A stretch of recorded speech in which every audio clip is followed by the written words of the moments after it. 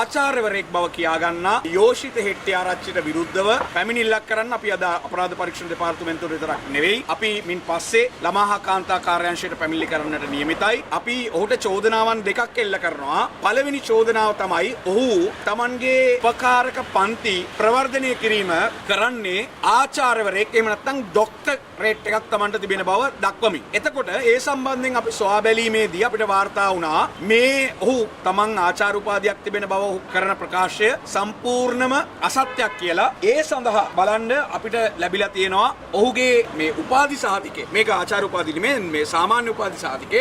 මේ උපාධි සහතිකයේ ඉංග්‍රීසි වැරදි. මේක මේ වෙනකොට සමාජ මාධ්‍යයේ සංසරණය වෙනවා. මේ උපාධි සහතිකය පිළිබඳව ප්‍රශ්න කරලා ශ්‍රී ජයවර්ධනපුර විශ්වවිද්‍යාලයට යොමු කරපු ලිපියකදී මේකදී කියනවා ඒ අනුව ඔබ විසින් එවන ලද හෙට්ටිආරච්චිගේ යෝෂිත සුපුන් ප්‍රශාන්ත යන අයගේ උපාධි සහතික පිටපත අප විශ්වවිද්‍යාලයේ මගින් නිකුත් කර නොමැති නිවැරදි නොවන ව්‍යාජ සහතිකයක් බව මෙයින් සහතික කරමි කියලා ජයවර්ධනපුර විශ්වවිද්‍යාලයේ SN පළඟසිංහ ජ්‍යෙෂ්ඨ සහකාර ලේකාධිකාරීතුමා සංකල්ලා ලබා දීලා තියෙනවා. එතකොට මේකෙදී අපිට පෙනී යන්නේ ඔහුට මූලික උපාධියක්වත් නැහැ කියන සැකය අපිට බරපතලවම පහළ වෙනවා. එතකොට ඔහු මේ රටේ ළමයින්ව අධ්‍යාපනය ලබන දරුවන්ව තමන් ආචාර්යවරයෙක් කියලා ඩොක්ටරේට් එකක් තියනවා කියලා තමන් ඩොක්ටර් යෝෂිත කියලා හඳුන්වලා මේ රටේ මිනිස්සු සහ තරුණියෝ දරුවෝ රවට්ටමින් ඔවුන්ව රැවටීම ඒ වංචා කිරීමට විරුද්ධව අපි අපේ පළවෙනි පැමිණිල්ල කරනවා. ඒ වගේම අපි දකිනවා දැන් මෙහා සමාජ මාධ්‍ය ජාලාවල ඇවිල්ලා ලොකු ටෝක්ස් ඉෂුව කරනවා ලොකු කතා කියනවා මේ ආණ්ඩුව ගෙනාවෙත් අපි අරගෙන යන්නෙත් අපි වගේ කතා කියනවා. අපිට ලැබිලා තියෙනවා මේ ඔහුගේම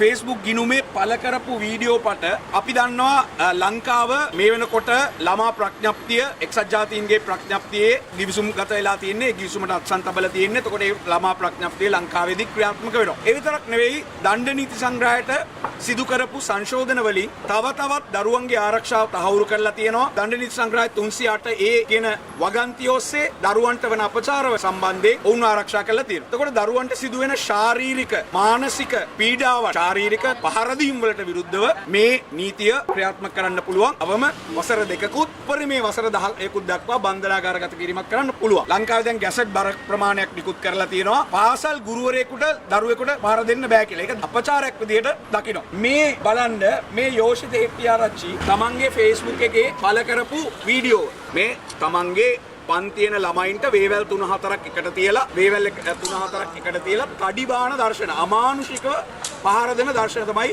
මේකේ තියෙන්නේ. මේ විතරක් නෙවෙයි මේකේ ප්‍රබලම අපිට ඊටාම කැත නින්දා සහගත හිරිකිත වීඩියෝවක් ඔහු විසින්ම පළ කරලා තිනවා. මේ තමයි තමන්ගේ පන්තියන දරුවෙකුට තමන්ගේ පන්තියන ශිෂ්‍යාවකට ළමයෙකුට කියලා ගෑන් ළමයෙකුට කියලා වේවැල් වලින් පහර දෙන්න කියලා අණ කරනවා පිරිමිල දරුවෙක්ව දන ගස්සලා ඉවර වෙලා.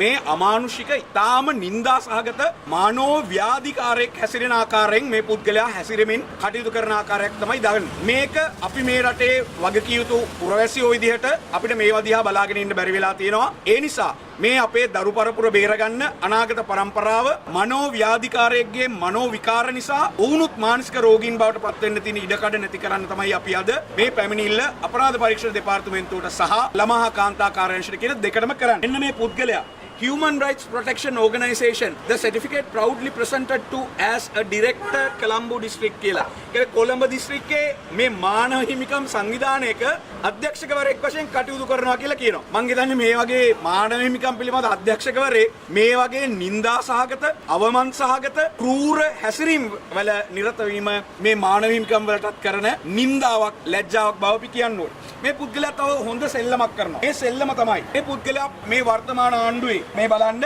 මේ ඉන්නවා ගරු අග්‍රාමාත්‍යතුමිය හරිනි අමරසූරිය අග්‍රාමාත්‍යතුමිය සමග එකට ඉන්න ඡායාරූප පළ කරනවා. ඔබට බලන්න පුළුවන් වෘත්තීය දේශක හමුව ප්‍රගතිශීලී වෘත්තීය දේශකවරුන්ගේ සංගමේ අපේ වර්තමාන ජනාධිපතිවරයාත් පැත්තකින් වාඩි වෙලා ඉන්න ඔබට පේනවා. මේ හොර පාදියක් තියෙනවා කියලා අපි සැක කරන අද මේ පැමිණිලි කරන පුද්ගලයා විසින් මේක කරනකොට ජනාධිපතිවරයා නොවෙන්න ඇති. නමුත් මේ වෙනකොට බලයේ ඉන්න ජනාධිපතිවරයා ඉන්න තැනක මේ වේදිකාව අමතරයි. ඒ වගේම අපි දැක්කා ඔහු මේ කියනවා අපි තමයි මේ ආණ්ඩුව ගෙනාවේ. අපි තමයි මේ ආණ්ඩුව අරගෙන යන්නේ. කරන්නේ. ඒ හින්දා අපි බය නැහැ මේකේ ඉන්න කෙනෙකුටවත් වගේ කතා පොර ටොක්ස් ඉෂුව කරනවා අපි දැක්ක.